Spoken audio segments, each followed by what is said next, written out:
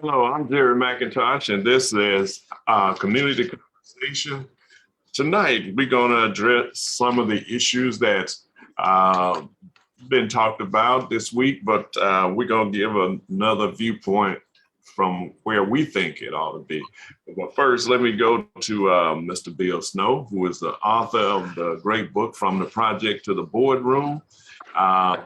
Dr. Isaac William, who is the great pastor of Greater True Vine Baptist Church and moderator for this area. Mr. Vernon Watson, who is the owner of WBQP TV, where this is being watched on channel 12.1. And we have Mr. Grover Brown, who just stepped in with us, who is a financial advisor, and many other things that he do. Carol McIntosh, who is the former educator, principal, administrator, and now the president of the Progressive Black Women. We're going to get right into it, Carol. Hello, everyone. Good evening. Are we ready to go tonight? Are we ready to go? We ready. You ready, Dr. I have you, Dr. Snow. Dr. Williams, I know it's ready. All right, Bill and Grover, it's good to see you on again. They didn't push you away. You held your own, Grover.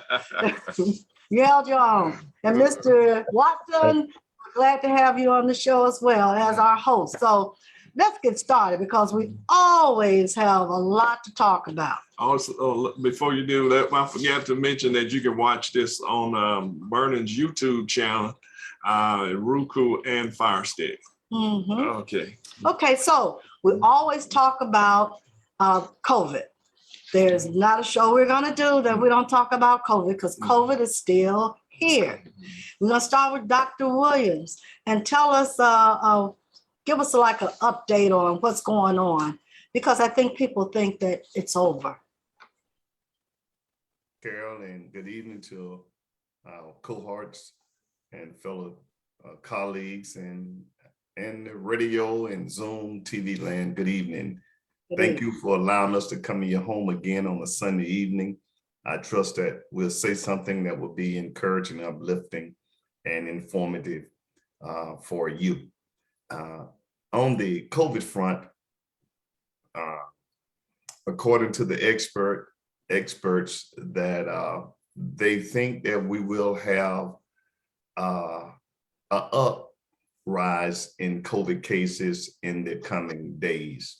However, according to Dr. Fauci, he doesn't believe we're going to have a upsurge. In other words, it's not going to get to the point where they're going to change COVID restrictions and things of that nature. Although this new variant is 50 to 60 times more transmissible, it is believed at this point that it will not reinfect people that's infected, or it has the capacity to evade the vaccine. And so it is recommended now that even though that we don't believe it's a surge, it is strongly recommended that we continue to push vaccinations and boosters. And so I ask you all to do that. If you know someone that's still not vaccinated, challenge them to get vaccinated. And if they've been vaccinated, challenge them to get boosted. Thank you, ma'am. Okay. One, I heard on the news that a statement which made sense. It might have been the Surgeon General. I can't remember who it was, but he said, do not be afraid, be prepared. Because they're talking about the BA2 and they're saying, don't say, oh, here we go again. I'm afraid to catching all this. Be prepared. Being prepared is what the Biden administration is trying to do with the National COVID Preparedness Plan. And through that plan, there's a lot of prevention components attached to it. One of the components is the mask, which he's done already, the N95s. He's pushed out the COVID at home test. And, a couple of days ago, the test to treat service has been pushed out through Biden's preparedness plan. Does anybody have anything to say in regards to the test and treat service? And one of the places, he said, some of the places going to be many of the pharmacists, like I guess CVS and all of the other facilities where you buy your drugs at. So definitely, he said federal qualified health centers. So that's going to be a lot of places where they have these. And then there's another therapeutic drug that they get out Well, there. let's talk about the test and treat. Yeah. Let me talk about that a little bit. The test and treat is like in the past, you all, when they got COVID, then what did they do? They quarantine you. Now, if you get COVID, either through testing, going through one of the pharmacies or testing with the at-home test kits, you go in, you show your test kit, at-home test kit, or you go in and they test you, then they automatically will treat you at that point. But it has to be within 5 days of your symptoms. So that's different from before than going home and just quarantining yourself. What do you think about that process? I personally, I think that's a awesome process, because now you're not waiting. You're giving them like their pills that they're giving them and some additional medicine that Jerry was talking about. But what do you think about that, Dr. Williams or Grover, anyone? I think that's a game changer.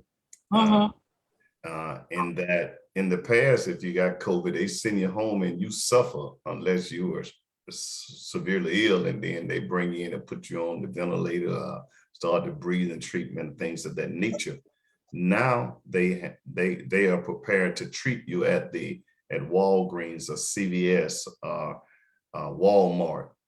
They have their pharmacists there that when you test positive, they're going to give you like this Z-Pack. I call it a Z-Pack. That's not the correct term, but let's not get that. Yes, it's a 5-day treatment, right, that they're going to give you, and that's going to keep you from getting severely ill. The only thing I don't hear clear guidance or directives is that now that you're test positive, okay, and you're on treatment, do you get on back in the workforce? Like some of them saying that if you test positive and you don't have symptoms, you go on back, or although you're positive, you don't have symptoms, you treat yourself and you stay home. I would still strongly recommend you stay home for 5 days, but I don't know what your employee will allow you to do. Yeah, I don't know what the guidelines are. Has anybody heard about guidelines?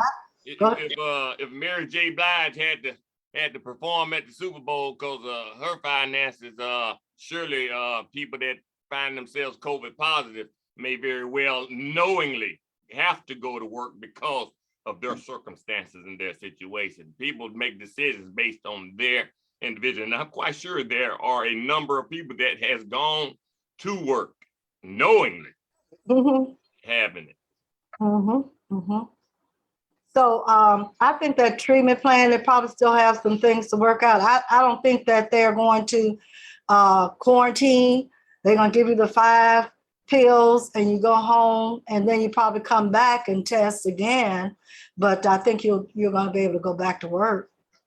I don't think we're going to have it where you don't work or you don't do anything. I don't think so. Yeah, they're saying that there's thousands of locations across all states and territory. The Test to Treat initiative is part of a broader strategy to quickly connect eligible individuals who are at high risk of getting COVID. So they are making sure that if you're at high risk, you can get these, you can get not only the vaccine, but you can get the therapeutic that's available for you. Because like Carol was saying, you test to treat, you can get treated right there as soon as they find out you have it. And then they got a pill, Pfizer got pills that's coming out that's going to be available to everybody. Yeah, so I think that pill might be a part of that test to treat. it may be. But I think that we need to really still push that. push the vaccines. That's what Biden is saying. And I was giving on the show Friday, Dr. Williams, I was really giving Biden kudos for his plan and all he's doing as far as prevention is concerned. And I said, the day that I do all these kudos for Biden, Dr. Williams is not on the show. But we just wanted Biden to know, and whoever's listening, that Biden is prepared for what's next. Biden is making this, I mean, you can go and get a N95 mask anywhere. You can get tests anywhere now. Now you can get at stores or pharmacy treatment. What more do you want? What more can? Hey, old Biden got these gas prices coming down. They didn't want him to get the credit for it going up, but on the good parts, we want him to get all. I think one thing that we still have to do, we must do, as Dr. Fauci said, we still must push vaccinations. We still must push boosting. Yeah, because I think Jerry, he talks about it a lot. The after effect of getting COVID, we don't know the long term. Once that virus is in your body. I was talking with a young man a few days ago at my church, and his sister, I think, is a physician assistant, and she is adamantly against taking the vaccine, to the point where I guess she'll lose her job, whatever. And it puzzles him, like, of all people, you see what's happening, and she think, she must be over there in that world, social media or whatever world they in. But she's saying that don't do it. It ain't, you talking about the long-term effect of getting the virus. What's the long-term effect of getting this shot? And I'm like, it's hard to argue with someone like that. The only thing I encourage you, tune them out. Go and get vaccine, go and get protected. We are just about at 1 million people that's documented in the United States that have died from contracting that virus. 1 million, you got 1 million reasons why you ought to get vaccinated or why you ought to get boosted. So that I want to encourage them and try to still shut down the echo chambers of the disinformation and the misinformation. Get boosted, get vaccinated. And I think that'll help us get to our new norm. And keep the mask on. Yes. Yeah, but speaking of that, Dr. William, going back to what you just said, the propensity for long-term effect of this virus is great, and and they are getting the data now. They're just not getting all the data, gathering the data on this. And there are a lot of people who this virus has caused them to have to go on disability. They are unable to walk for long periods of time. People who were young, who were jogging and very vibrant in their communities, doing things in the gyms, and people just working every day. And now they can't. And some saying, they have sleep deprivation, that they can't they can't drive like they used to or get to work like they used to because of the long-term effect that is having. Some people are having brain fog, or they losing memory from this. When the data come in, it's probably going to be very devastating. Even if you're one of those people that got it and got over it, it can still have long-term effects on your respiratory system, lungs and kidneys and your heart, and definitely your brain, because they was concerned about that early on, about people getting the early onset of Alzheimer's disease. So that's one of the shows we're going to do on long COVID, because the Biden administration too, that's a part of his preventive plan, is to gather data on people that have contacted COVID and see where they are 5 or 10 years down the line, so they can kind of figure out what's going on, because it's going to affect the healthcare system and everything. And the healthcare system is already has major problems with doctors and healthcare providers, the nurses. And so it's gonna have a great impact upon us down the line if we don't get a handle on it. Ms. Carol, I want to add, my undergraduate study degree was in psychology. And I don't, as what Jerry's saying, the data is not in yet. Right. But I believe psychologically, just knowing that you contracted that virus, I believe it playing a role in people's mind. I just believe that. I don't have no anecdotal data to support that, but you know that virus got in your body. I seen one guy, he got the COVID, come back, I done shook that COVID off. But just like when he grew up in his head and stuff, it's saying like somebody get onto some bad liquor. They get it out of their dog. It's something going on with how he did that. That's why I want to encourage and urge people, try not to get it. I may get it tonight or tomorrow, because I'm around a lot of people. I pray I be as cautious as I can. I did let my mask, I was down around a guy today. I let my mask down for momentarily. And I could get infected just like that. I hope and pray. And some people saying, well, you're supposed to hope and pray, practice safety precaution, and you and then hope and pray.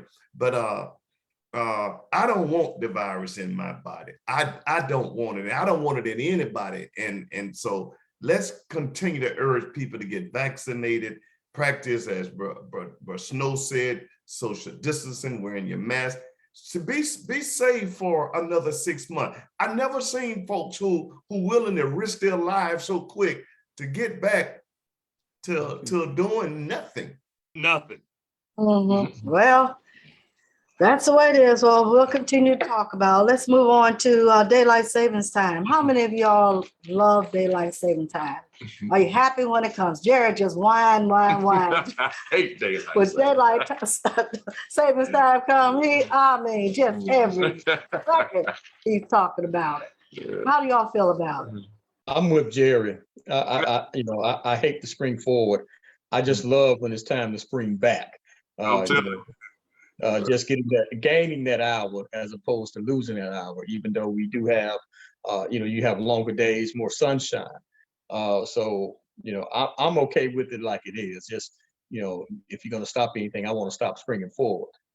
Phil, yeah. Well, it really impacts you whether or not you're an early riser, or if you like early sunsets or you like late sunsets. So if you are night, like what you call those people that like to work at night, night owls. Mhm. You like that daylight saving time. So if you get up early, you don't want to be in the dark. So what do you think? Which one do you like, Bill? Well, I tell you, I really don't give a Nope. care one way or the other, Miss Carol. I tell you, Mhm. This is my pet peeve. My pet peeve is why I want the whole entire state of Florida to be on the same time zone.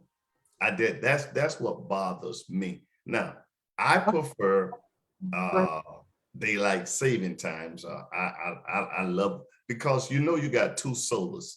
You have the winter solstice and you have the summer solstice. Starting December the 21st, that is the shortest daylight day in the entire year. And from that day, every day up until June the 21st, you get a little more daylight. So if we stay with the falling back, you're gonna lose a whole hour at least of daylight when it comes to winter time. You're gonna be in the dark, you're getting up in the dark, and you're going to bed in the dark. And so I like you got more daylight, because you in the summer month, the sun is up real early, and it may not get dark until 8:15. That's good. That's good. That's good. That's good. When the children are going to that's school, right. some of those students standing out there waiting on the bus at 5:30, 6 o'clock in the morning. Yeah, In the that'll dark. be 5 o'clock if they don't spring the clock up. And so that's even more darkness they'll be in. And so if anything, if they're gonna stay with a Pacific time, I think they ought to stay with the early time instead of the late time. Okay. Well, they're trying to make the daylight saving time permanent and not change it at all. Bernie, you too quiet over there today. What's your input? Me? For me, I don't care. It doesn't matter with me. Yeah. Whatever they do with it is, I can't. Well,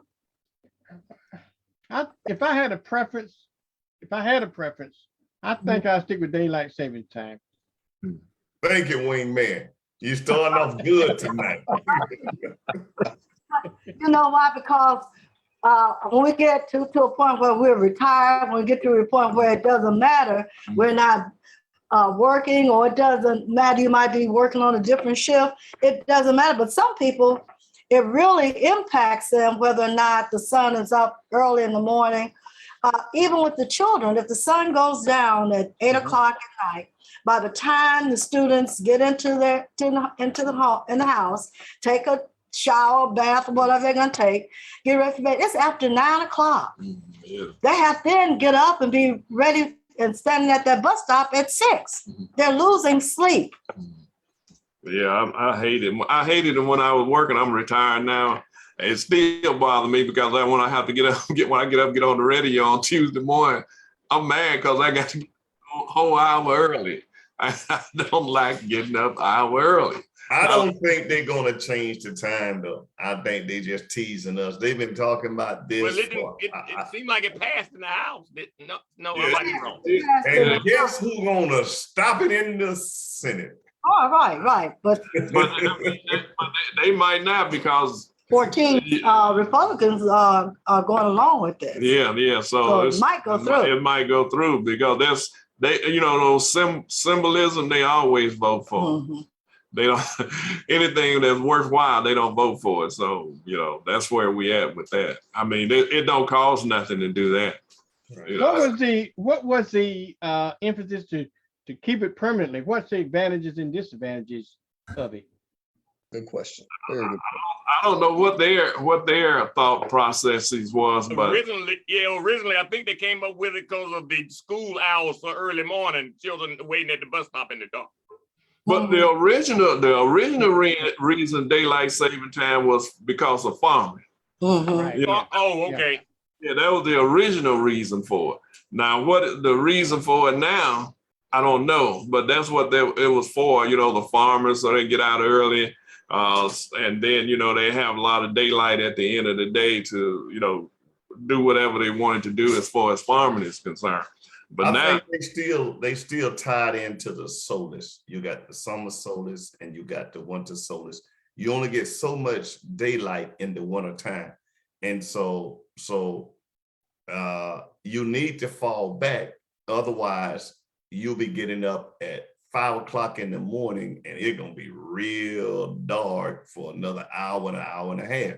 And so that's why they want to fall back. And plus the farmer got to go to work. He got to go and feed his cattle and stuff like that. And if he's trying to get to work at 7 o'clock, the day would just be breaking, and you got to do a whole lot of feeding up, milking cows. You got to do a lot before you take off. So I think it's because of the length of daylight you get in a day. Reason they fall back, so to make up. And then in the spring, because you're gonna get more daylight, then you can spring forward and try to keep a balance there. But Dr. Williams, I never saw the logic in changing the time like that to say, okay, we're gonna have more daylight. But when summer comes, you're gonna have more daylight anyway. The day's gonna lengthen. The days lengthen, you have longer days and shorter nights. And the sun gonna rise and set no matter what time we change the clock. The sun gonna come up at this time, it's gonna set at this time. But check this out, Jerry. You laying up in the bed, the sun shining in your window. Yeah. If the sun up, you need to be up. That's what they trying to say. What you sitting up there letting the sun shine on you? You supposed to rise, shine, and give God some glory. You up there letting the sun rise and shine on you to get you some glory. Get yourself out the bed and go to work. Me and God gonna hang out together in that bed. Yeah, I'm close the curtain and give God the glory. Really? You have blessed me to close these curtains so that sun don't shine in my face. I tell you. I tell you. But hey, that's here nor there, but I mean, it's gonna, I don't know if it's going to pass through the Senate or not, but it's something to think about. Just FYI, it passed on Tuesday. It's already passed. Oh, The Senate? Not in the Senate. To pass in the Senate on Tuesday. Okay, it's a done deal then. so it's gonna be. I thought it, wait a minute, I thought it passed through the House. It That's got to go to the Senate. No, it passed Tuesday through the Senate. Okay, it's a done deal then. Done deal. For Yeah. Jerry, you just gonna have to be a grumpy young brother for the next 50 years. Yeah, I will. It's not gonna change. Derek, are you saying it's not gonna change at all anymore? Yeah, it's gonna, yeah. So it's going to be effective. So we'll have another season of change, but effective in 2024 will be the first, we'll see a permanent time fixture. So we won't go back and forth beginning in 2024. We'll continue out 2022 and 2023, but 2024 will be. Very good. I'm cool with it. I like it. I think I think they did the right thing. Really, the Congress did the right thing with a bipartisan effort from whatever Ms. Carroll telling me. I hadn't been watching that. Hey. If you'd had a way to show where the black folk were gonna benefit from it, they wouldn't have passed. Hey, can I fact check it with Google? No, it Hey, passed. wait a minute. Hey, It- Google, it did the passed. Senate pass the, Yeah, it the Senate passed. pass the daylight savings bill? Oh, you'll believe them folks, but you won't believe our brother. And you won't believe I us, think you but don't you'll believe believe white you'll folks. believe You'll them. believe them folks, Yeah. but you won't believe You our know brother. what it is? We have to, Fact check. white folks have to have the last word on it. Scott said it passed, it passed. Hey, I'm riding with Bert Scott. Hey, he's the Yeah, politician. yeah, If my he brother, says a done deal, believe the wingman, folks, we though. gotta accept that. Yeah, Well, no. Scott, he's gonna come back and he gonna apologize on TV to everybody. I absolutely will. I have no problem with that, but I always, brother, It's freezing. There you go. always speaks on things he knows for a fact. I don't speak on things I don't know. So I heard that. Let's talk about the Crown Act. The Crown Act stands for creating a respectful and open world for natural hair. You know, there was a time when Black men could not wear any facial hair on television. Do y'all remember that? Yeah. If you were, Where your mustache, beard, you had nothing. to face had to. Hey, Carol, Mm-hmm. when I was thinking about the Crown Act, let's bring this home a little bit closer. I was just reading just the other day that somebody had to apologize locally that they wanted this brother to cut the dreads. Remember that?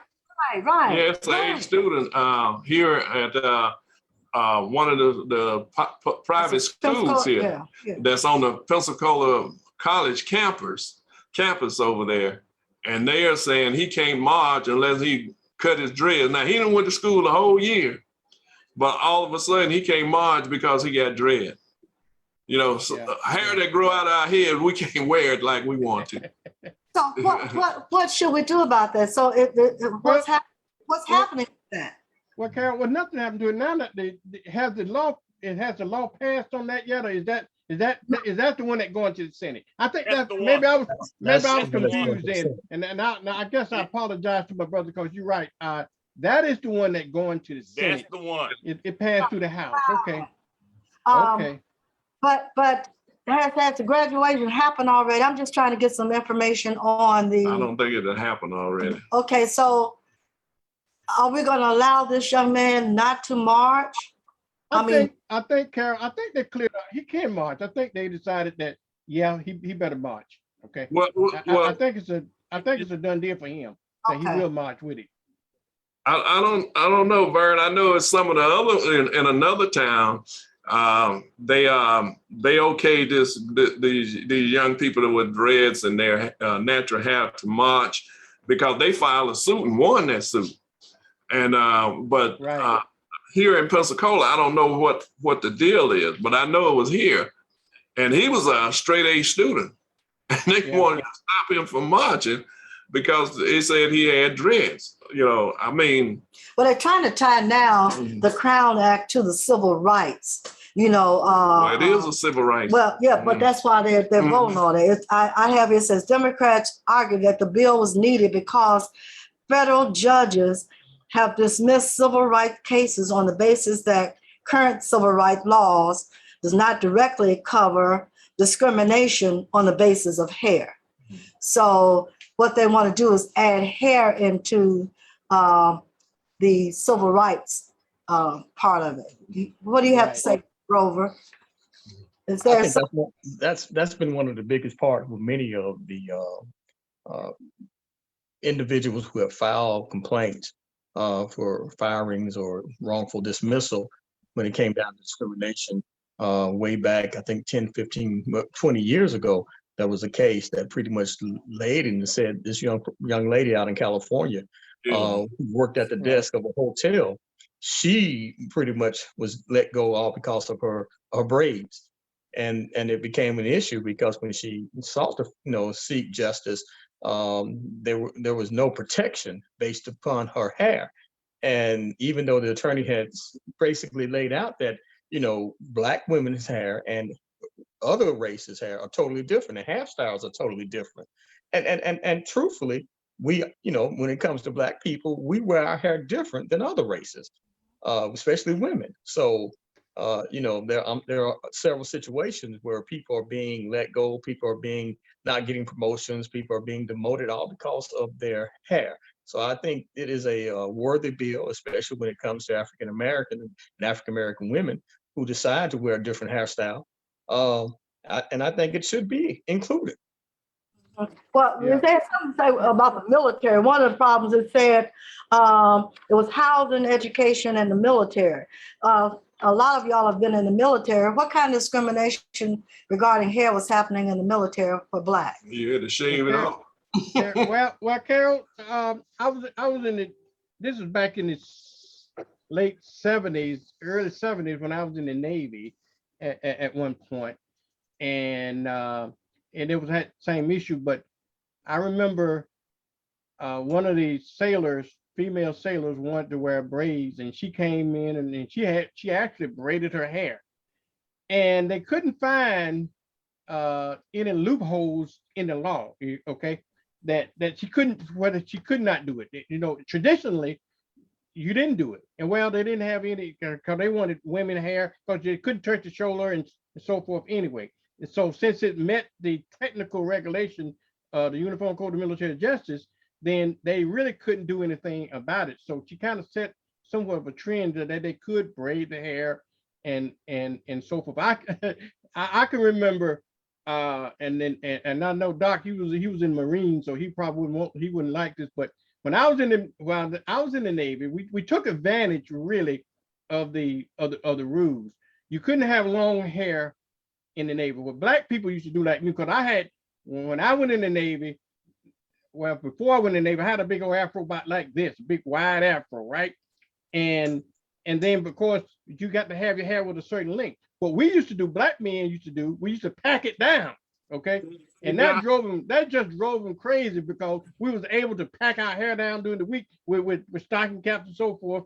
And as long as it met that regulation and it was then on the weekend, we looked like traditional people with an afro and so forth. So we gamed the system, if you will, when I was in the military, or when I was in both the Navy and the Air Force. So, but I think the military is not kind of more accepted the Crown Act before everybody else did, because they didn't really go after those folks as long as it met the regulation. And Doc Williams, he's a Marine. He should know. And I know the Marines are really, I don't know about Marine women, but I know Air Force women and Navy women, though they could get away with it to a certain degree. So Doc, let me hear you. Tell me what the Marines had to say about that. The standard pretty similar to the Navy and Air Force and the Marine Corps. The hair wouldn't be on your shoulder. And then they did frown against if they braided their hair, if they put like different colors in their hair. They didn't want artificial coloring. Like if you want to put some pink hair, they would call it eccentric. And so, I think today, and I've been retired now 20 years, I see Marine that you can't even recognize. So things are changing. I mean, so I think they recognize that you got to let people have individuality. You know, what the hair got to do with you being a soldier, Marine, or Stopping a bullet. Yeah, stopping the bullet. What hair got to do with it? They tried to say that it had to do with hygienes and things of that nature, but that didn't hold up in court. And so then it's appearance and things of that nature. Well, you're exactly right about that. What hair had to do with it, but I guess it's good order and military discipline, what they was trying to say. But you remember, the Navy allowed the men have beards at one point. I don't know whether they still got them now or not, but at one point we could wear beards and everything, where the rest of the services wouldn't allow it and everything. So we saying that having a beard has nothing to do with our ability to be able to shoot or to do our job. But in the CNO at that point, I think it was Zumwalt, Admiral Zumwalt allowed all men really to have beards, but mostly black men was the one that was actually wearing them at that point. And I thought that was interesting because all the branches of service wonder, why can the Navy wear a beard, but no other branch of service, only facial hair in the Marine Corps, you could have a mustache. And they had unless you got what they call a no shaving chit. And then it was strictly regulated how long that beard was going to become. Be much longer than what I got now. And but you got to have bumps all over your face. Yeah. And so, because you couldn't shave, because if you shave, you would bleed. And so you go to medical sick bay, and then they'll say, get you a chit. But when you get that chit, you also kind of signing you a note that they're gonna kick you out. You know what I'm saying? You go get that. Hey, Doc, I don't think they were smarter than kicking you out, but they do just like insurance company did. You know, when the insurance company, you hadn't did anything bad enough for them to cancel you. Yeah. What they do is they just non-renew you. That's exactly right. So that's what the Navy would, they just deny you re-enlistment. That's exactly right. Yeah, you get that chit if you want to, but you probably get yourself in trouble because they don't want you wearing a beard. They didn't want you to wear a beard, and if you want to be a part, you're gonna shave. Even though if you bleed, you shave and pat yourself up and keep getting it, bro. Yeah. But go ahead. I was just gonna say that the Crown Act though is much deeper now because of so many Black women going into the field of businesses and all of that. They were working in corporate America, and they were telling them they had to, straighten their hair like before. You got to look like a white woman to work here, and those are the people that was most affected by the Crown. That's going to benefit from the Crown Act is mostly Black women who like to wear braids, who like to fix their hair different ways, who just like to wear their hair natural, and men as well, but most so women. And so the thing about it, I'm happy that it's came out of Congress, but getting it through the Senate is going to be a whole different thing because it benefits Black people overall. And there are bigots out there who want to make sure that you are in our image. You're gonna benefit Black folk. Yeah, not in the image of Black people. We want to keep as much of that image, you and our image, as possible since slavery. So we want to make sure that you abide by our rules, look like us, act like us, and in a sense be us. And some of us are want to be that way.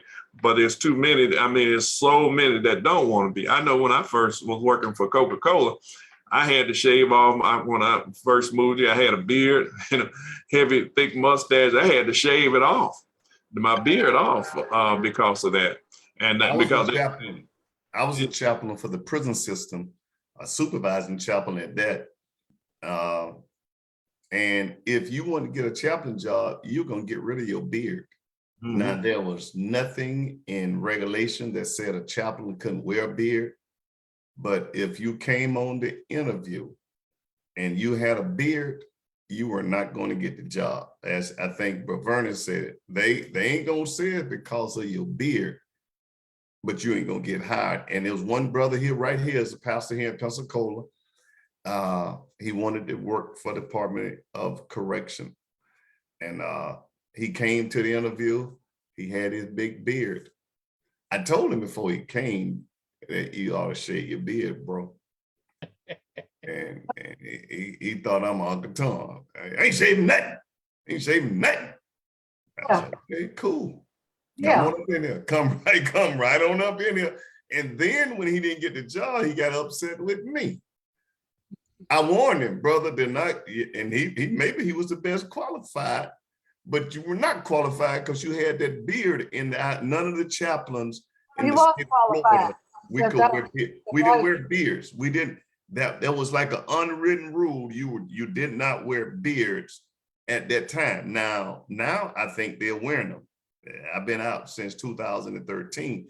But they may be wearing beards now, but back then you couldn't know. So if you get now on one hand, I agree with Bergeri a lot, and y'all know I got to kind of get off the reservation. Some of this stuff that these guys be wearing their heads, that to me, it don't look good, man. They got all that old crazy junk up in their head. Man, you need to look like a professional, brother, but they don't want to.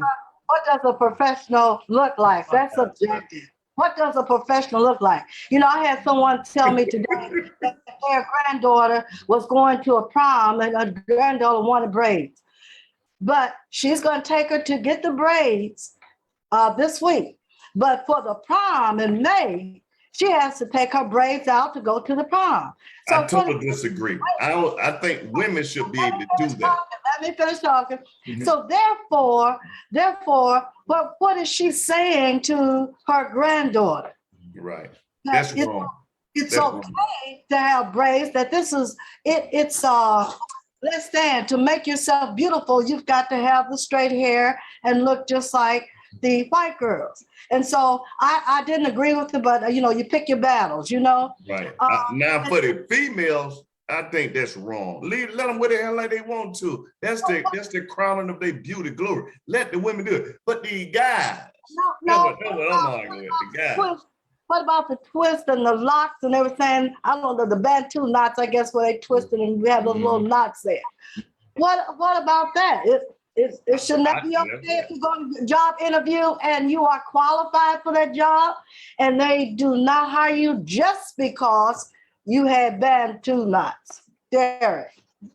You know, for me, I have a very different outlook on this because, you know, for those, I've said it on a couple of shows before, but I spent the first 15 years of my professional career in corporate finance for Johnson & Johnson.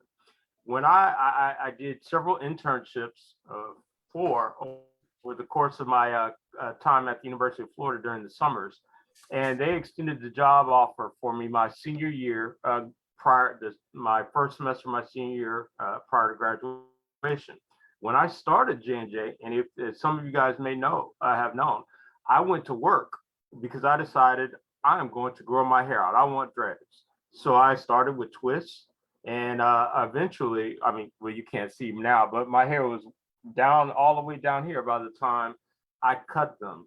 I think the thing with, as we look at it, the need to protect, to create legislation for Black hairstyle and traditionally Black focused styles is not something I'm used to, because I never had a problem with at Johnson & Johnson, a Fortune 50, the most uber white conservative company that you could work for.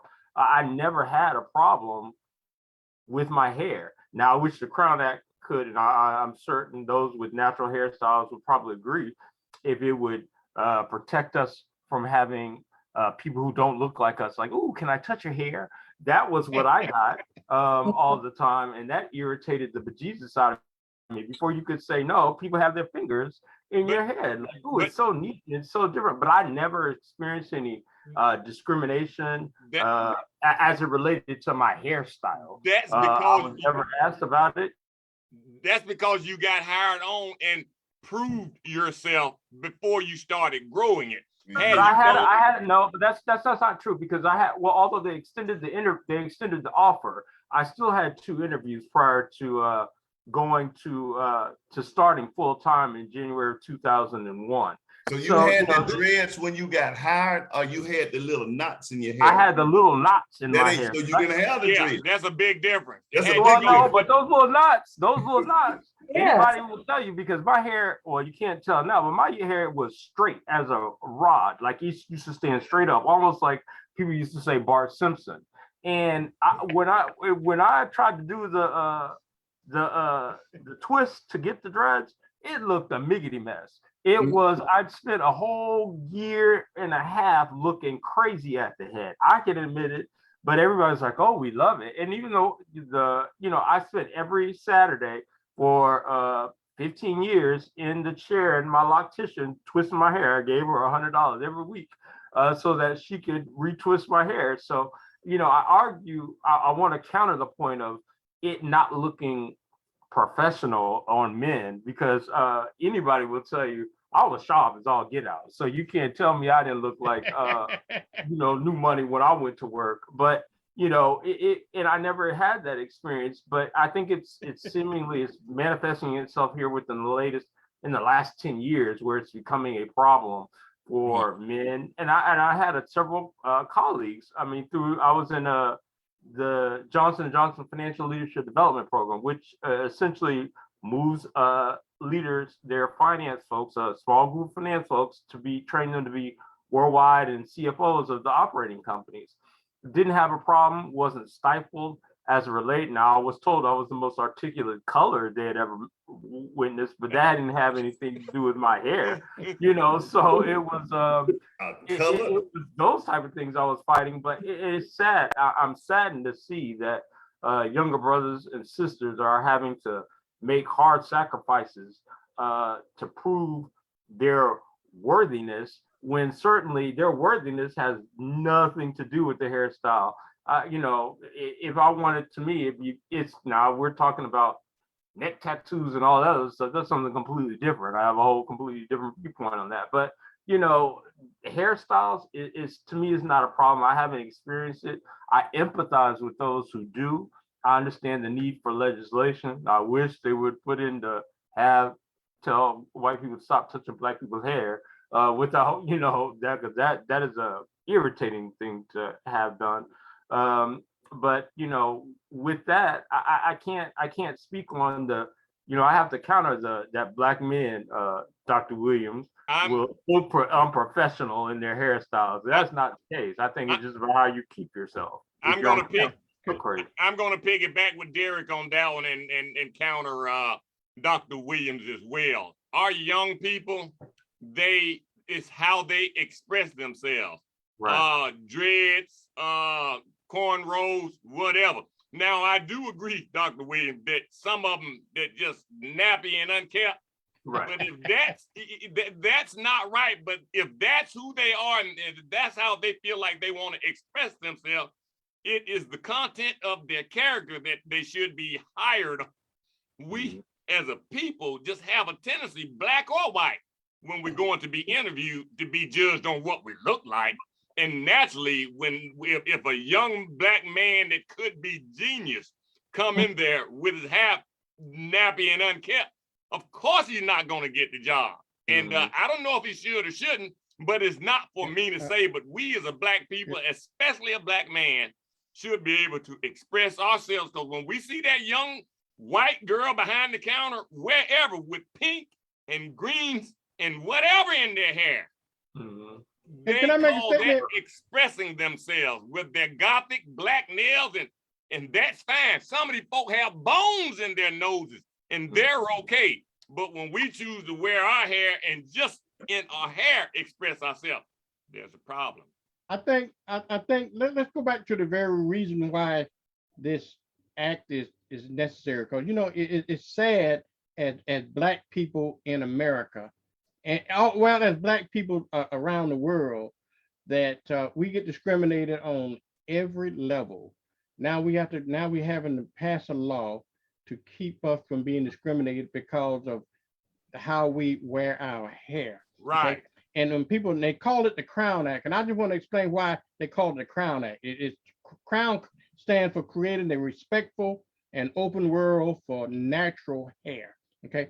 Now, if you did the history on this, if you go back and look at back in Louisiana, back in the 1700s, when the French took over Louisiana, and then when you had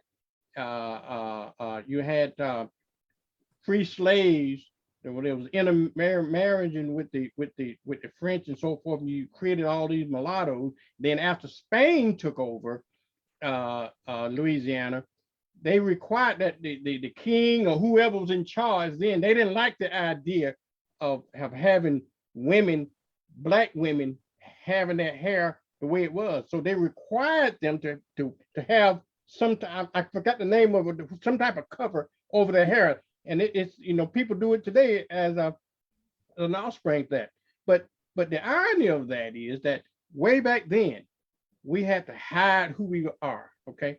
And now, 200-300 years later, now we're having to pass a law to still keep people from discriminating against us just by the natural way we wear our hair. And how we wear our hair has no bearing on how we can do our job. Okay, Right. None whatsoever. And I think that's what's important. That's why I think it needs to be passed not only nationwide, but I think it should be passed worldwide, because I don't think this problem just is an issue in the United States of America, even though we have our own problems. But I want to thank California. California always been a leader on this. They were the first state to pass a law that led to some of this natural legislation here. Can I add? I understand philosophically what we are discussing, but then in a realistic perspective, let's just use the Standing Ground Act. That Standing Ground Act really is not for us. No. Most of white people don't have to have a talk with their young white teenage sons about let's have the talk. The list goes on and on and on and on. In America, we know that. But Doc, that's whole true for anything in America. And you said stand your ground, any law, even the voting right law. All these laws are passed for everybody but Black folks. We always have to have some special case to enforce it for Black folks. Whether you're talking about stand your ground, you're talking about voting, you're talking about hair, you're talking about color, all these laws, it just used to irk me.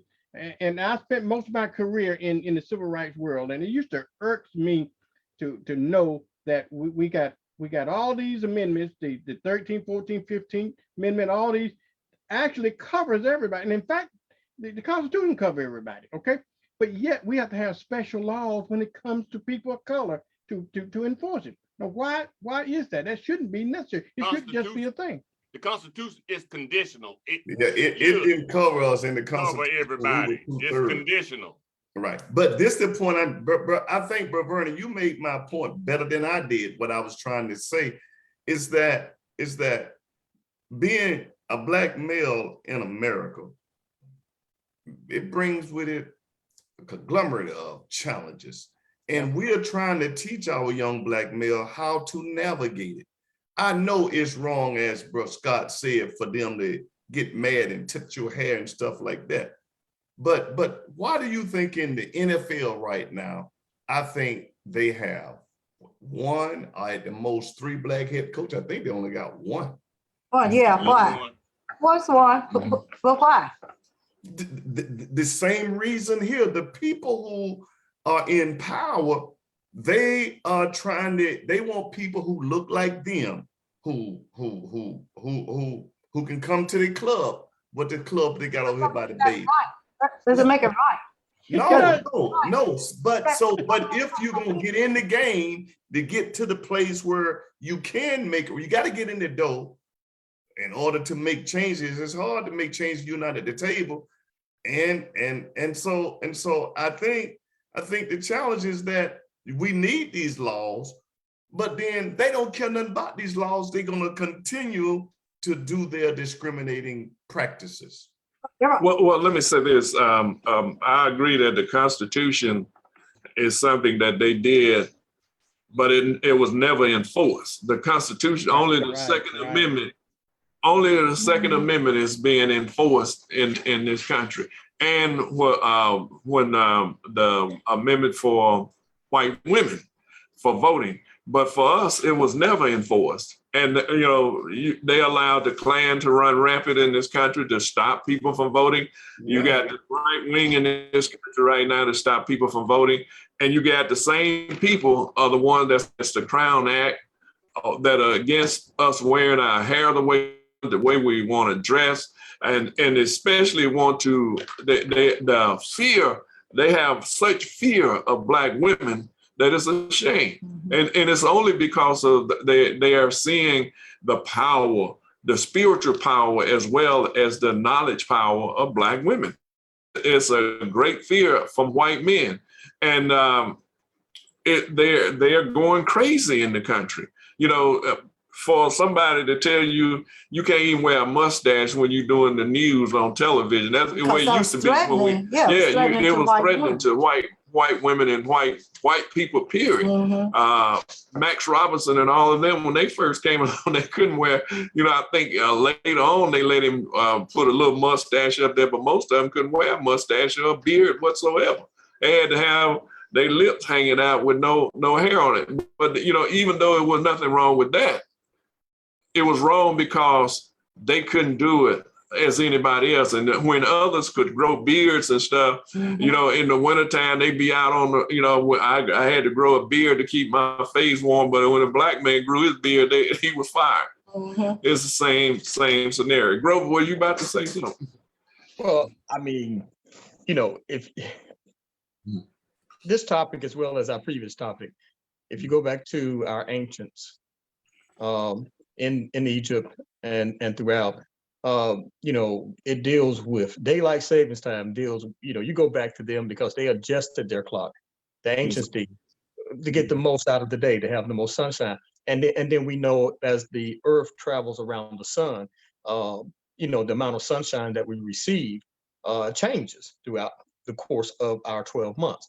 And then when we come back to the hairstyles, it's proven throughout antiquity that as Africans, locks were throughout, even with the Black women, and a lot of the hairstyles that we wear, pretty much we've done it. Blacks have done it for ages, for a long time.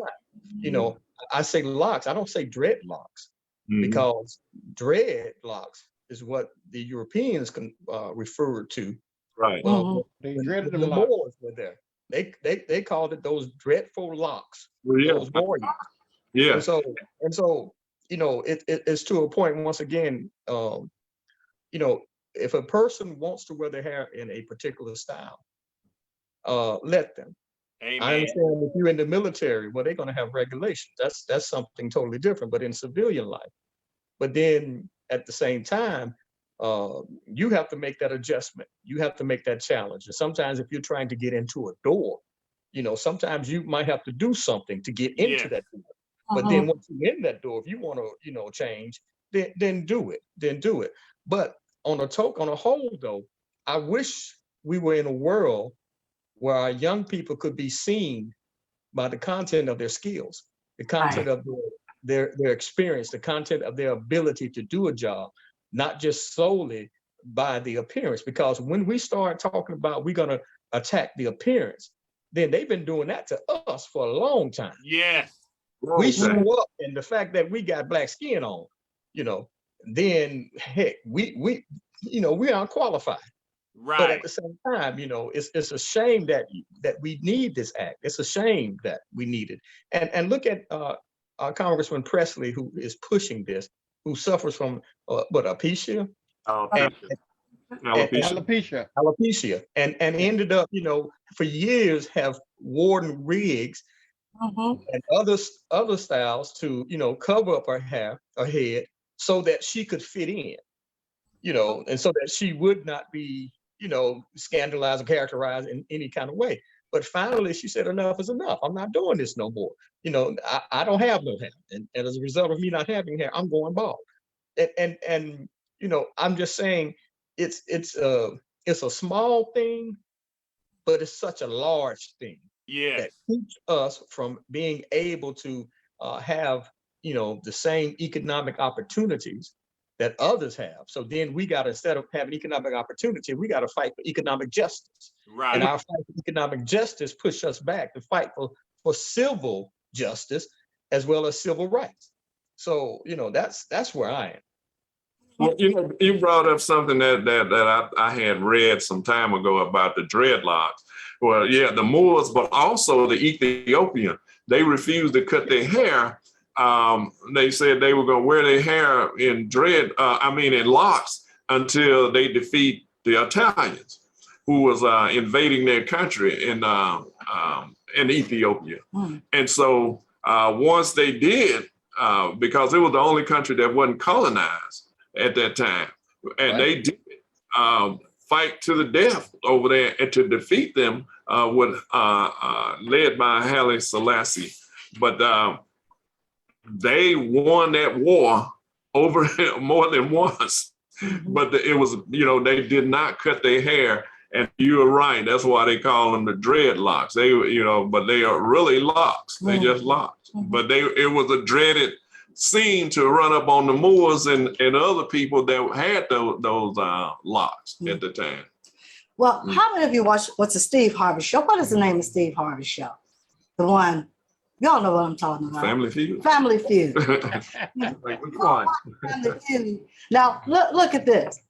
Now, when you answer those questions, if you answer those questions from a Black point of view, you know automatically It's it's gonna be going an to be X. wrong. So you've got to have a mindset from a white perspective. But that doesn't make it right, because if there's a question, they say collard greens or they say something, well, it's not going to be up there. So everything is based on the white perspective. And so that doesn't make it right. We've got to do some changing, because we count too, we matter. If you gonna get that $20,000, Well, it's up to you become entrepreneur. You get around there. I mean, you have to make you that gonna decision. think like them or don't, that thing goes Well, If you thought about if we were doing what you were saying, Dr. Williams, and just saying, okay, if we want to get ahead, then you're gonna do what the white folks say and wear your hair and do everything. You'll never get anywhere. There has until to I get to I win about 10 of those games. If I get me about $250,000, then I'll tell them to take a hike, and then I'll do it my way. But they ain't gonna give you none of it if you don't do it their way. They ain't gonna get to you. They don't care how much Yeah. you holler and cry. They ain't gonna Well, do the system here it's just based on a European process. Okay, you got to do what they do. I guess there's some truth into that old saying about if you're in Rome, you got to do what the Romans do. White people set these rules, but they set them for themselves, but they apply them to everybody else. Everybody, So yes. there's not an ethnocentric point of view to it. They just apply it to themselves, and they want everybody to follow the rules. And therefore, I think that's another issue. I think that's why they're afraid that when the minority comes to majority, that we're going to change these rules on them and apply those same kinds of rules against them. That's one of the things they're afraid of, I believe. Can I add this? And when they have already made up their mind that they're not going to let the minority rule. That's why they like Trump so much, because he believed in this dictatorship. Do you see what I'm saying? They may have the mind made up, but Yeah. it's just a matter of time. Doc. It's just a matter of time. What they doing is they delaying it as long as they can. Now, I don't blame them. If you're in power, If I'm in control and I want to stay in control, I'll delay this. But it's inevitable. It is Right, check absolutely this out. inevitable. It's gonna happen. You ever heard the term gerrymandering? Yes, sir. Do you know why they're gerrymandering? They are picking their constituencies versus the constituencies picking them. If you ain't gonna vote for me, I carve you out, brother. Hey, you ain't. I don't care how many you are. You still have no voting power because I put y'all all in one little cage. That's a bad term. I put you in one little area, and y'all vote for one person right here in this county of Escambia. They have gerrymandered Escambia County so that only one Black person can win in any district. There's no way. Now that's the wrong term. There is a way, but it is very challenging to get 2 Blacks on the school board, to get 2 Blacks on the county commissioner. I don't care where it is. You get your one in District 3, and you don't get nobody else. Now why? You know what's the population of Blacks in Escambia County? I did that extension with task force, and yet when it comes to representation, this is 2022, and it ain't no different than voting back in 1970. You know, one of the things you have to, Vern was right, that there are people who are delaying the inedible. The thing about it, it would behoove those individuals to do what's right by Black people now. Mhm. So that gene that may come up, you know, was it one of the poets said, docile Black people, humble and all of that. So what's going to happen that day when it's not that way anymore? I think that was Langston Hughes that wrote that. But the thing about it, we are at the point now where we can, where people can do what's right. Starting now to do what's right, because you're not going to stop us. No matter what you do, you're not going to stop us. We're going to continue to be here.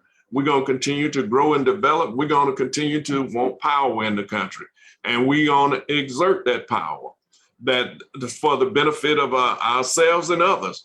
Now, if they try to continue to corral power in their own way, it's only going to hurt them, because we're going to continue to advance in the country. There's no stopping it. It's just like when they're trying to stop people from learning about the history of Black people, the true history of Black people.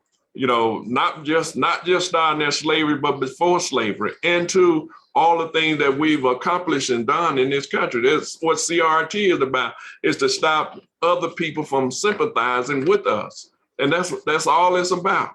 But the thing about it, they can't stop it. They won't stop it. All right. But Jerry, about the CRT thing, I'm telling you, CRT is not about learning about Black folks.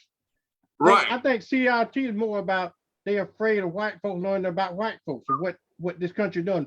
The history of the United States of America is they want that to be kept quiet, because they perpetrated this giant. If Trump had a big lie, this has to be a giant lie that we've been living in America all of these 200 or 300 years now, because America probably, if you look at the history and how they treated people of color, it's just atrocious. It's just unforgivable how people of color have been treated and killed and maimed and so forth. Right. But they don't want that to be known in this country. If everybody knew how, and then naturally they're gonna sympathize with it. How can you treat another human being the way the United States of America have treated?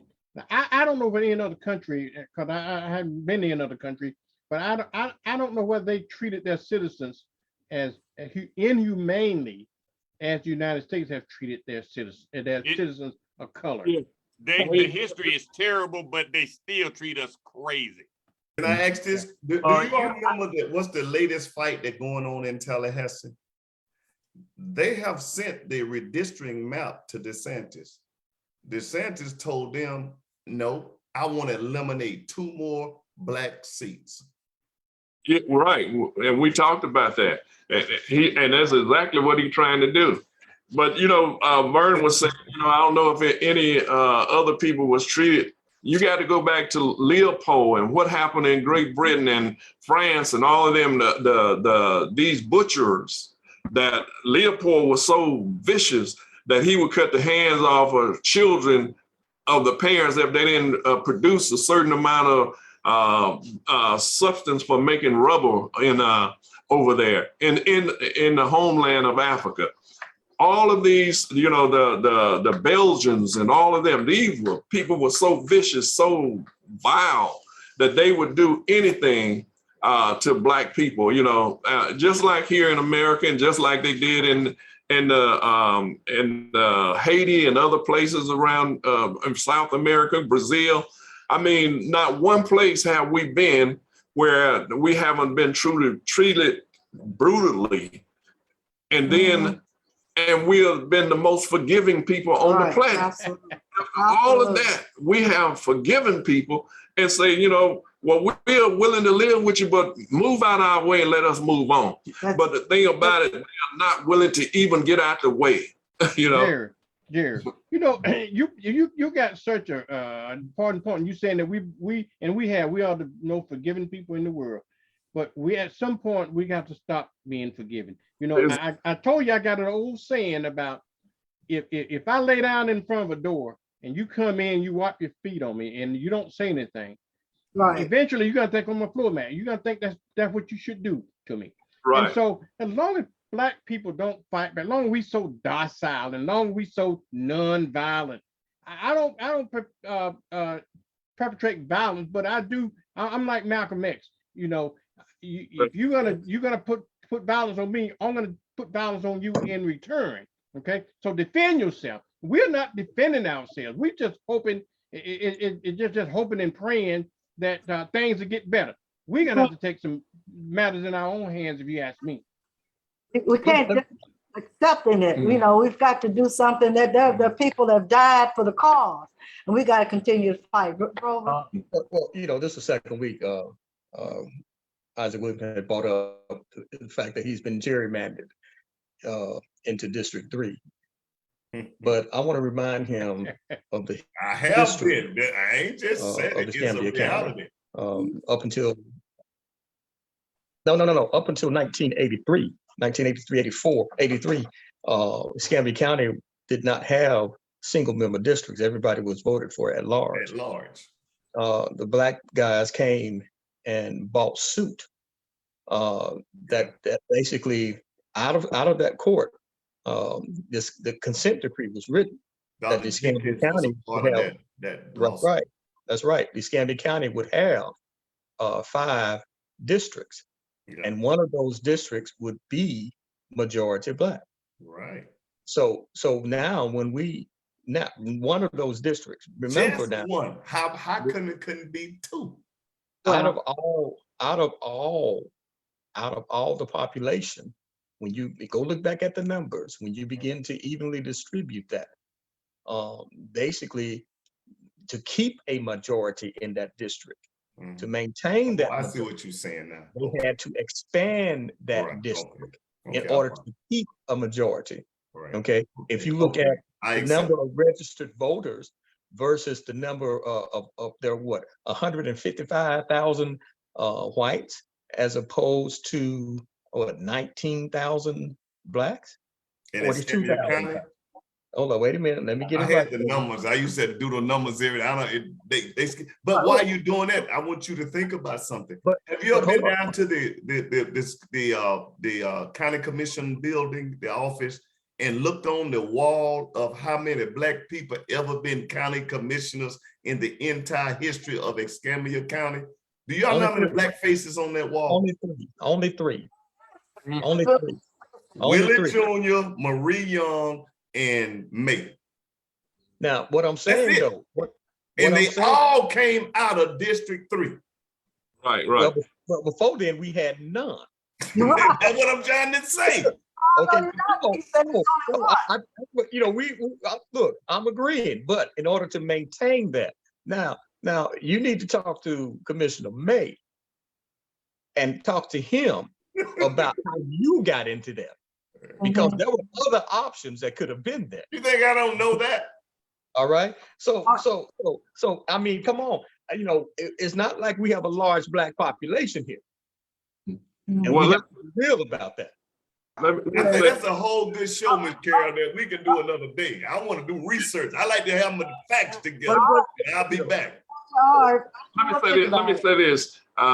District 3 is being gentrified as well as all of the other districts around. You know, if you from downtown, if you look downtown all the way across the east side, from over there in W Street all the way across, and I think District 3 might go further than that, but it's gentrified all the way up that waterfront now. And so you got so many people moving in that district, and they coming back south, I mean north, from downtown all the way out, because there's people that moved in around there, moved for change. I remember you couldn't even see a white person around there, but all down through there now. And they are steady building every spot, every vacant lot is being filled in. And when they are filled in, they are being filled in by people. And so that expansion needed to take place. Now, if it was another alternative, I don't know, but if it is, I would sure like to know what that alternative would have been. But the thing about I it, went down there and asked them. Okay, let's move on, because we're talking about then redistricting. But that's not the conversation tonight. Right. We will do another show on that. But let's move on to HBCUs. They're continuing to experience bomb threats. Do you all know that? I mean, it's ongoing to so much that the FBI and other agencies are looking into it. And one of the reasons why a couple of people they talk to, they're doing it, is say there's too many Blacks on the campuses. What do y'all think about the threats as to our HBCUs, and why isn't it being really talked about on the news channels, or even in the Black communities overall? well, since Ukraine, nothing is going to be talked about except Ukraine, because there's some white crime being committed over in Europe, and that's Russia destroying Ukraine. And so they're looking at the possibility of a third world war, or what they call a world war, but it's a scrimmage between European, it's like the brother said from Africa, said when other African nations and other people are fighting each other, it's a scrimmage or conflict. But when it's white people fighting each other, it's a world war. And so they want the whole world to come in to make sure that they keep everything at bay, so that white people can live and prosper at the expense of everybody else, even though they are the one that causing all these proxy wars around the world.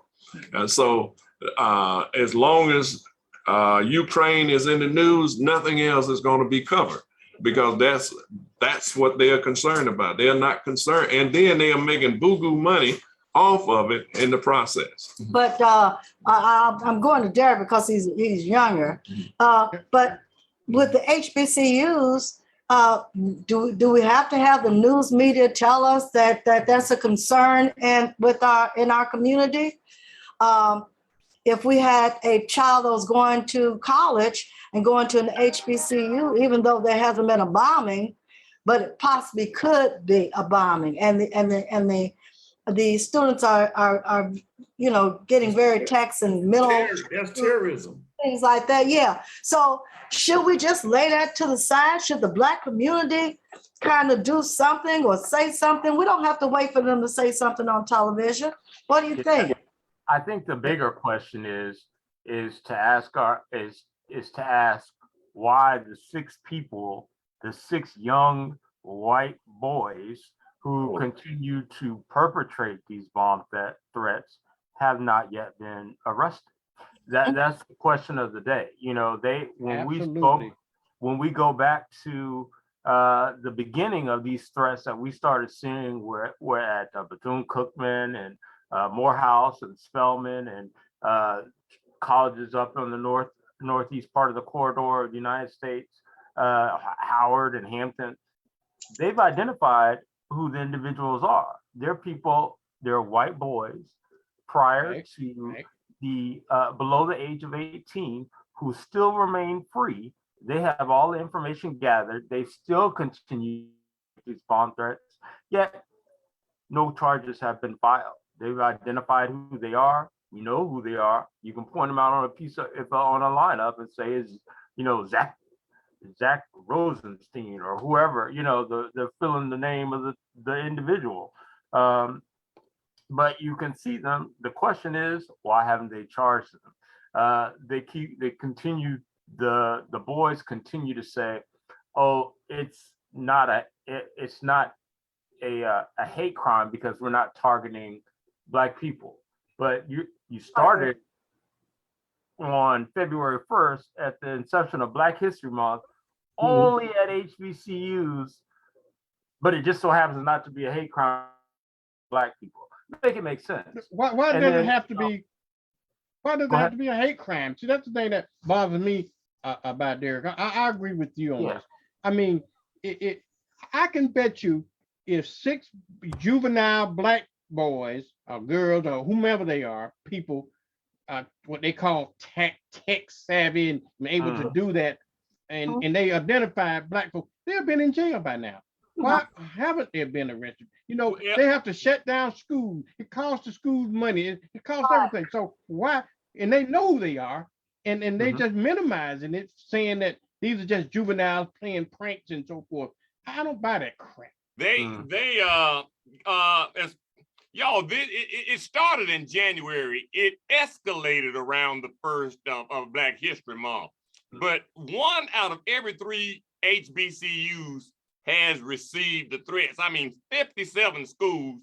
Right. And that, from what I understood, is that the way they send the threats in is so encrypted that they can't figure out who they were. But now the one, they say they know for certain who he is. But truth of the matter is that enrollment in HBCUs are up considerably. And this CRT thing is at play. But this is how America reacts when they feel so threatened by who we are. I mean, Kamala was at Howard. She graduated. She made a statement. They're throwing funding at it. The FBI has, they say, I won't say 13 agents working on it. Working on what? I mean, go arrest these clowns and make an example out of them.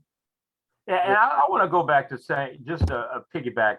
I will take us all the way back, some of you all who have been here for a while, all the way back to the year 1995, going into 1996, when Pensacola High School had a bomb threat every day under the administration of Horace Jones. I was one of those individuals, and I attended PHS in the IB program. Now, if in 1995 and 1996, they can identify and arrest Pensacola Police Department or Escambia County Sheriff's Department is able to identify the juveniles who are just trying to get out of a day of school, which, you know, for us, I remember it was literally every day they moved us to what's this church, First Presbyterian downtown, so that we could get prepared for our IB exams during that year. But if they can find them, I don't understand why they don't find the evidence in the FBI now 20 plus odd years later to arrest these individuals. To your point, yes, it is unfortunate that they're trying to label it a hate crime. Just arrest them. I mean, at this point in time, whether you call it disturbing the peace or terrorists. Because under, that can be done, but we still find, you know, the civil graces to allow the young people to be young, but we don't allow young Black people to be young. But when we talk about white people, oh no, they're just being, you know, they're just being juveniles. So boys will be boys. Yeah, exactly. So, you know, and with that, like, I just don't, you know, I continue to say, make it make sense. But we continue to operate under a model, you know, I heard the term utilized, we as citizens don't have our rights. I would like to remind everybody of us, I'm looking at 6 squares on the screen with 7 Black people. The Constitution, the Bill of Rights, none of that was included for you. You are not necessarily a citizen by law, because that the framework of our democracy did not include you, or you. So, you know, we can't be surprised when our rights aren't upheld. What rights? You aren't, you know, according to the framers of the Constitution. Amen. According to the framers of the Constitution, you don't count. So you can't be upset about not having rights. You know, and I continue to tell people, you know, I think we do, you know, you talked about us being a forgiving people.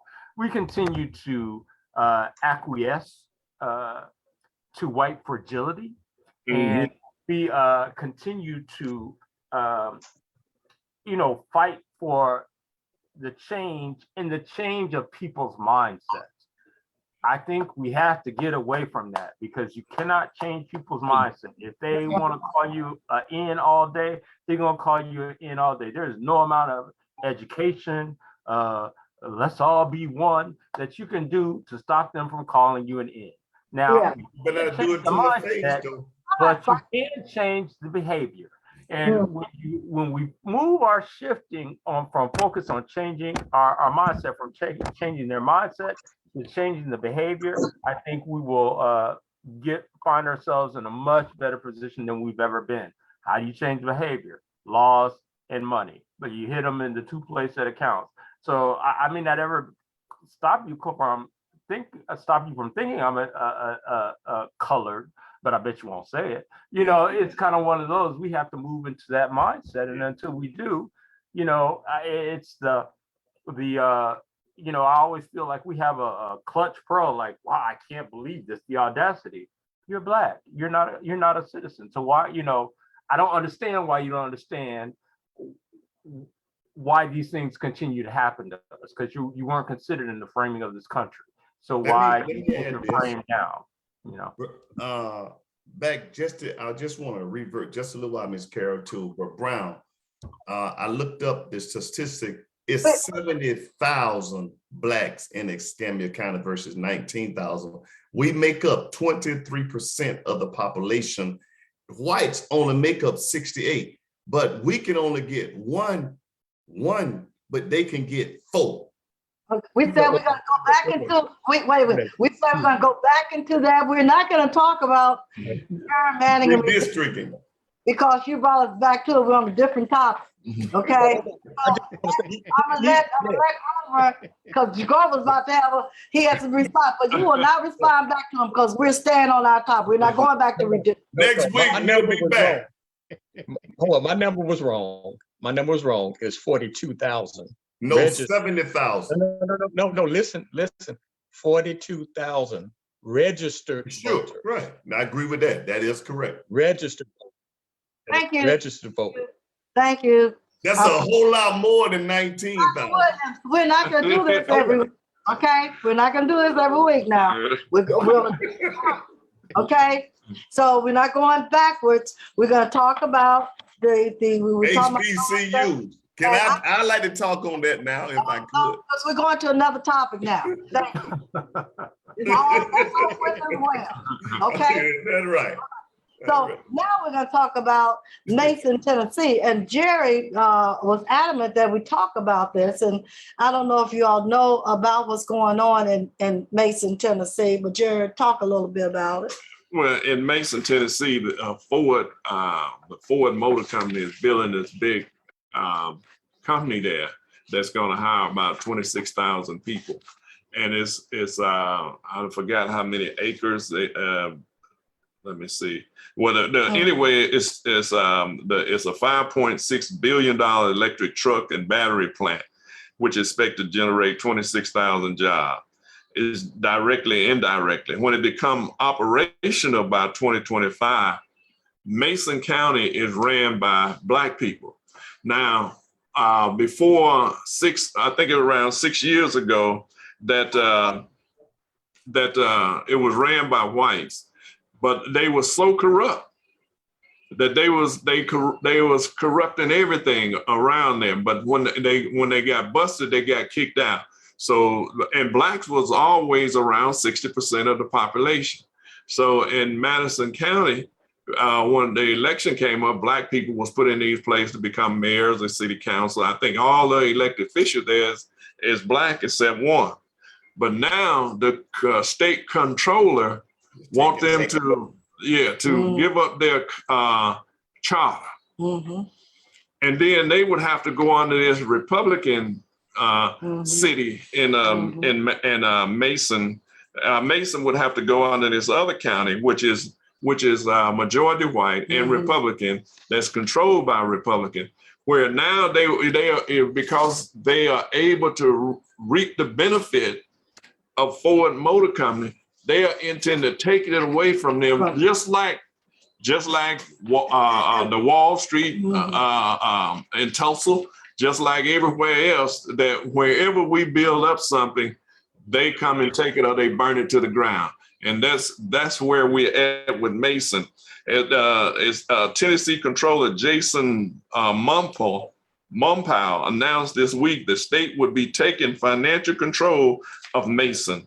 The 20-year history of financial mismanagement in Mason, and suggests that the properties expected to land in the region may bypass Mason if it perceives a lack in sound governance.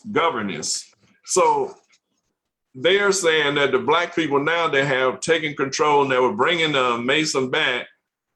Now they want to take it over because of mismanagement from other people, but there were nobody investigating before. Only through accident, I believe, that they found out how corrupt they were and how much money that they was mismanaging, and how they was mismanaging the city overall in Mason. Well, their Ford Motor Company was meeting with all of the surrounding areas, but they didn't leave with one person, one official in Mason. So Mason officials saying it wasn't right. So what they're trying to do is just take over Mason. And if they didn't take over Mason, guess what? With all of Ford Motor Company coming in, all the jobs, all of the money coming in, guess what Mason would be? What Mason could do. Right. The windfall. They're going to invest like $5 or $6 billion and bring in 6,000 jobs. And now all this money will be in the hands of these black officials so they can do meaningful and impactful things. And so guess what the Tennessee want to do? They don't want black folk to have maybe 5.6 billion. They don't want them to have that $5.6 billion. So they said, you either dissolve or we're going to take over one way or the other. You are not going to get that money. Now, they let them suffer all those years. Now, revenues are coming in so they can get better streets and everything. They said, no, we want that money. And then they're going to redivert that money back out to their different. But now, here's the problem. Once again, they got to appeal to the Tennessee Supreme Court, and from the Tennessee Supreme Court on to the U.S. Supreme Court. And guess what they're going to do? At least they could do something. It's not just sitting there not doing anything. Do something. Whether they are fighting it right now. Do something. They are. The thing about Mason, the town was only incorporated in 2009. So that's when the town came apart. Came to be the city or the township. What report I read, it was 4 miles from the site, 4.5 miles from the Ford site. 5 miles, I think it is. Yeah, 5 miles. And the thing about it is, this comptroller has given them this mandate, which the comptroller has that power to do in many states, to be able to go in and take over the townships that are not functioning. But surprisingly, they gave them no milestones as to what milestones they needed to meet in order to come out of receivership. And as the current mayor has said, they're saying, we're seeing reports that they owe $800,000 but they actually have paid off and paid it down to within 2 years to 400,000. So it's they, I think, it's the comptroller has not given them, they have not sat down and set any milestones. They have not did anything else to say, hey, this is how this receivership works, and this is how we're going to come out of this receivership. And by law, they have to have that right.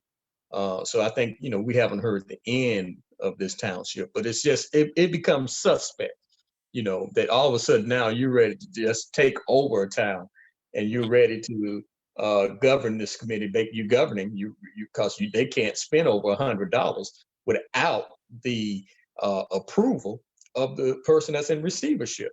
And receivership has happened. Tuskegee for the longest, had been in receivership. So it happens. Yeah, one of the things I think, just for my clarification, y'all, I don't know whether they want to take over the town, but they want to control the money of the Yes. town, right? Right. And you know the rule, the golden rule, he who has the gold rules. And that's what's happening with them. They just want to take control of the money. And that comptroller, what's his name? I forgot his name now, but he had a crazy, Montpelier. Mom power. Mm. yeah, something like that.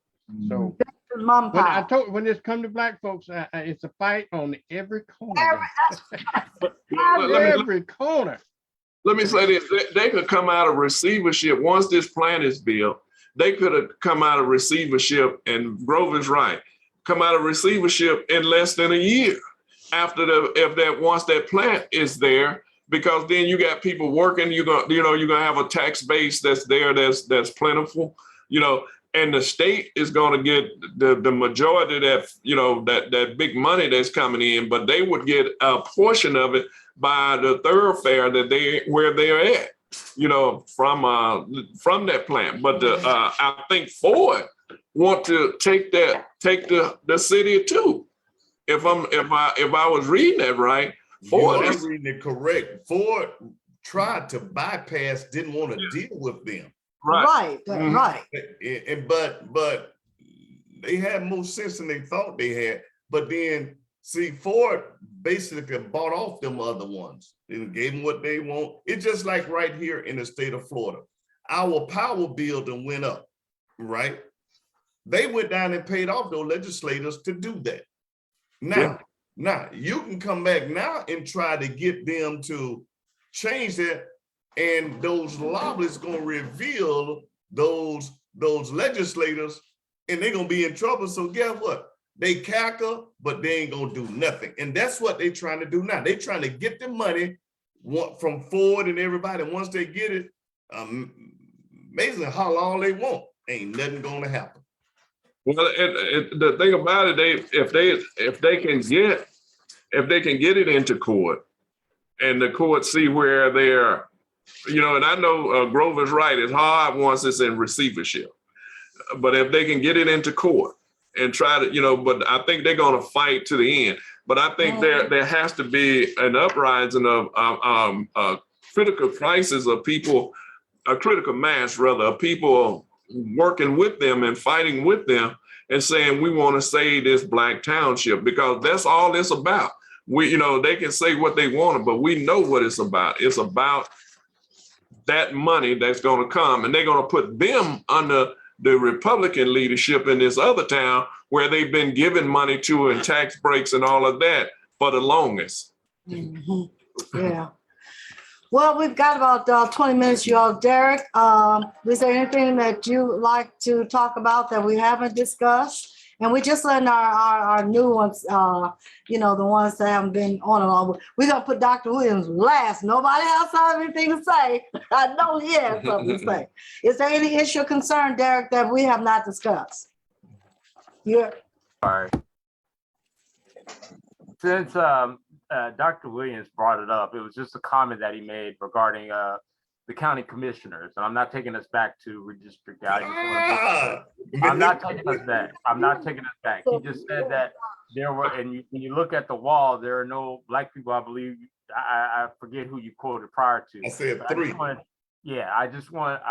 to challenge us to make sure that we're making fact-based statements, because we forget about Zebulon Elijah, who was Pensacola's first Black county commissioner from 1882 to 1883, and also served as the tax collector for Escambia County. So I just I want to should make say sure that, modern day. oh, okay. I was like, I just want us not to forget about that, because he was one of the Before subjects that I covered. Reconstruction. Yep. So just FYI to folks, we do have some that go predate those folks on the wall currently. So And we really need to talk about that individual a little bit more, find out a little bit more about that person. And individuals that was around during that Mhm. period. Grover, is there anything that you would like to discuss that we haven't discussed on community conversations? Well, one of the things I ran across a story on yesterday that spoke about the power of the Black women who got together to raise money and to help those students, African students, who were trapped and who were having problems getting out of the Ukraine. Yes.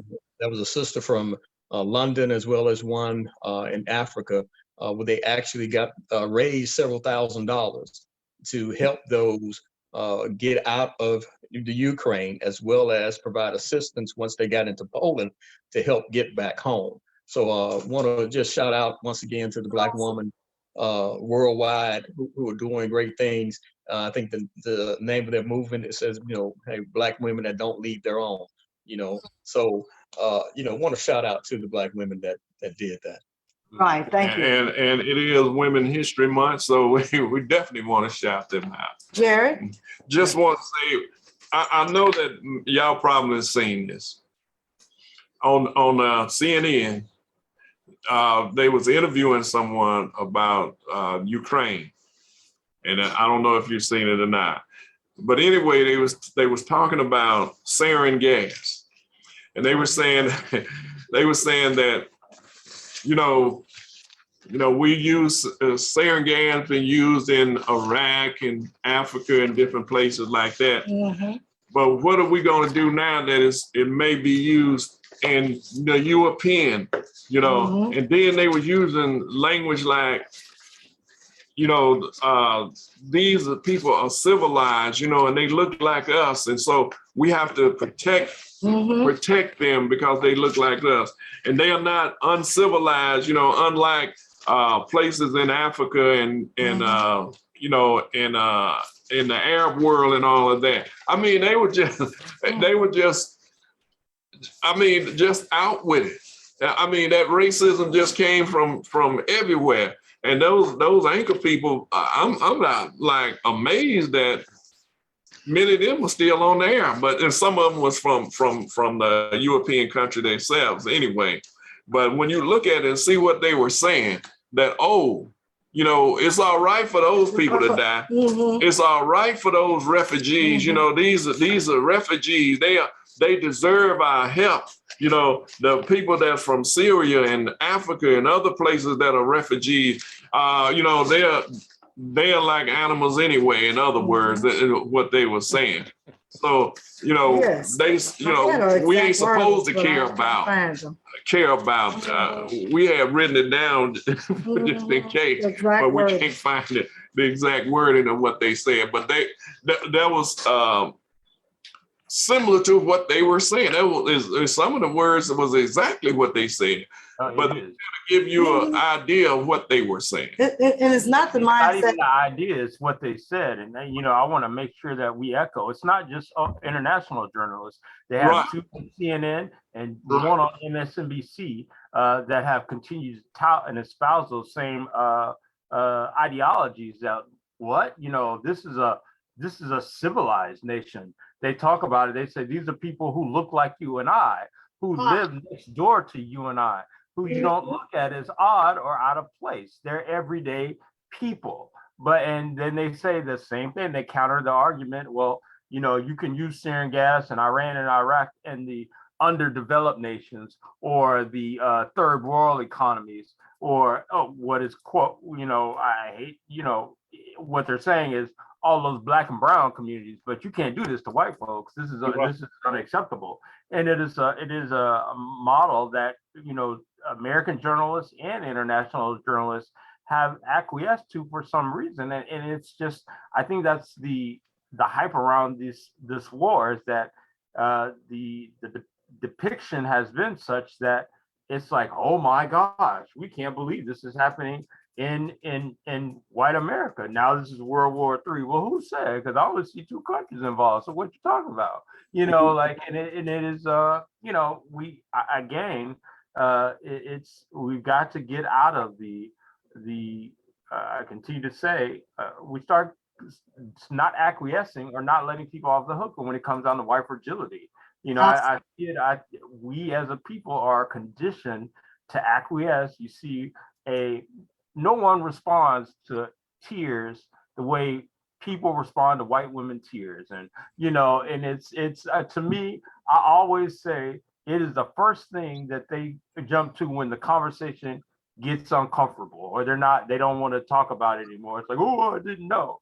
Well, I'll sit here and wait until you figure it out. You know, I'm not moving from the topic, and I'm not going to, you know, I'm now expected to rub your shoulders and pat your back. You killing my people, or you're doing this the way you act. You know, you talk about things. Why are you uncomfortable? This should be a pain that I should be exerting, but yet I have to stop, and we continue to do that. And I think we're still continue to do it in the mindset of the war too. You know, I won't speak one way or the next on my thoughts on the war, but you see it being presented in such a way that, to your point, I think somebody made a point about it. Continue to be on the news media. It's going to continue to be on the news cycles because we can't get past the concept of, oh my gosh, somebody's doing something to white people. You know, and that's where we are, unfortunately. Well, I have the quote. What is NATO going to do? It is one thing to use sarin gas on Muslim people of far away Syria and other cultures. But now it's Europeans. So it's a different ball game, they're saying. So it basically is one thing if they're Muslims or Black or people of color, you can, you know, sarin gas wouldn't matter. Kill them all. But now it's Europeans, and she made this statement out loud. Yeah, and on top of that, it was another. She was talking to this Black woman, and she was saying sarin gas has been banned, you know, and this sister said, well, so was tear gas been banned, but they tried to make an excuse why tear gas is still can be used in police misconduct in America and other places. They can still use tear gas, but tear gas been banned by the international community. And she kept telling her, well, it's been banned. So why are we using it on Black people? Because that's when we use it on Black people. You know, and so they were letting you know that they don't care anything about you and when you're protesting or when you are concerned about issues. We're gonna bring rubber bullets out, which can kill people. You know, I thought rubber bullets couldn't kill people. Rubber bullets can actually kill you and put out eyes. And if you're close enough, it will, you know, it can go through you and kill you just like anything else, because it's rubber with a lead ball in it. I believe they said it was, if I'm right. Bill, is there anything that you want to discuss briefly tonight? Yeah, I just want to touch base that for some reason, we as Americans think that it's so far away that we're exempt, but we got to remember that Xi Jinping is close to Putin and is thinking about helping them financially. So I said a couple of weeks ago, when you go to the store, get you some extra water and get all the things you need, because we're not exempt. I mean, this thing, China may very well be drawn into this. As far as I'm concerned, we're in it. I mean, with the monies that we've given to the Ukraine, we're in it. And the weapons and the ammunition. Well, you know, Bill, you were absolutely right. You know, they couldn't get money for, you know, we talked about it last week, for child tax credits. But we can hurry up and get $13 billion to Ukraine. Absolutely. We just gave $725 billion to the Pentagon and military complex. Yeah, nobody said anything about the debt on that, and that's what we do every year. every year we give more and more money to that part of the economy, but nothing for the children, nothing for the people that the tax money come from. You know, we are not, and people are, oh yeah, we got to have the strongest military. We got the strongest military on earth, more than, I think we are the larger than 25 of our biggest allies in the world, our military by itself. And that's not including where we got other military components that, you know, in the Horn of Africa and other places where we got bases and all of that. South Korea. Mhm. Yeah. So, I mean, it's just enormous amount of money that's flowing out. And a lot of the stuff that they build, they junk it. Oh, looking at what some of the stuff they were junking, like tanks and planes and all of that, or they sell them to another country, you know, after they've been like decommissioned or, you know, whatever they call it. But the thing about it, they are not doing us any good because there's something new come up every year. But we spend enormous amount of money on military hardware, but nothing on the people of the United States. But you'll never hear Manchin and Kristen Sinema says too much money is gonna run up the national debt. You'll never hear none of the Republicans talk about that. Nobody talks about that. All right, Dr. Williams. Just a brief, what is there anything you want to talk about briefly? Oh, you no? We're gonna get to gerrymandering and redistricting because we know that's what he want to talk about. What he knows that's gonna. We'll get to that next week sometime, okay? Vernon, what is there anything you would like to talk about? Yeah, I just want to kind of mention, just bring it back home again, and let's talk a little bit about gentrification. And the reason I want to talk about it, I went down to Joe Mars Funeral Home the other day, and I don't know why I hadn't been down there. I mean, and it was at night, and I hadn't realized. Hadn't been down there at night. When I drove down, when I got on Belmont, and I looked straight down Belmont, y'all see how beautiful it is, right? You see all those new lights and those bells, they're not lights, they're lamps and so forth. Now, that's an issue of concern that we probably need to be concerned about, because Belmont and Davila is the heart of Black Pensacola, okay? It was. And it was, okay, but like I'm saying, and I say this again, I say in 10 years, we're not gonna really know about it. But That's right. you know, the writing was on the wall. Y'all remember when they had the big sewer septic tank, the big septic tank downtown in the heart of the Black community when that area was Black down there, right? And they decided to move it because they wanted to put the ballpark there, okay? You remember all that. You remember the controversy about that, the septic tank controversy, the ballpark controversy, and then they started to putting when they brought all that utility down through the Black community, but they stopped short of Belmont and Village, stopped short right past Joe Mars Funeral Home, right? Then they started to put underground utilities in, right? Well, that should have been a concern for us at that point. And then now all of a sudden they start putting in these Airbnbs down there, buying up these properties and putting in this Airbnb and stuff like that. And then they designate it as a blues trail, okay? And now they're buying up all of the property there. And Reverend John Powell was in a fight to keep the property he had brought there years ago. And so I say all this to say that there's something we probably need to deal with, to talk about, or do something. I don't know what we can do about it. But we're gonna lose it. We're gonna lose it if we're gonna lose it, but at least we should have some presence there. Whether it's Reverend John Powell building, or whether it's the Bunny Club building, or something down there, because everything is disappearing from us. Now, if you look straight down that street, if you look far enough, it's running directly into that ballpark down there. So that whole corridor, I can, if I live long enough, in 10 years, it's going to be completely out of our control and completely, they got some big plans for that. And I think, I don't know what we can do about it, but I thought I'd bring that up just to. Well, you see what they fixing up Cervantes, right? Absolutely. Yes, sir, they are. There's, anything from there back is considered waterfront property. And that means everything gonna go sky high from there. I was telling Carol them years ago about a meeting I went into and accidentally stumbled into the meeting. They were just discussing about the waterfront property. They had this black guy that was supposed to be there from Atlanta.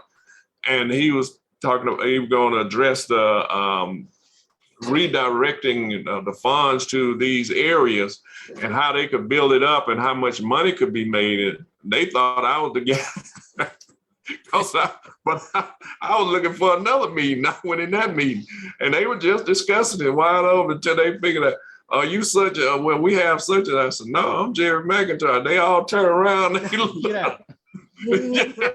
like, You know the next street they're getting ready to build up. They're getting ready to fill up Jackson Street just like they doing Cervantes. Everything south of Savannah, they finna put millions and millions of dollars on Jackson Street. They're gonna do the same thing with Jackson that they're doing on Cervantes, because I did not notice. I went to one of the CRA meetings and everything is from like A Street south. I mean, all of that, they have designated that as beachfront property.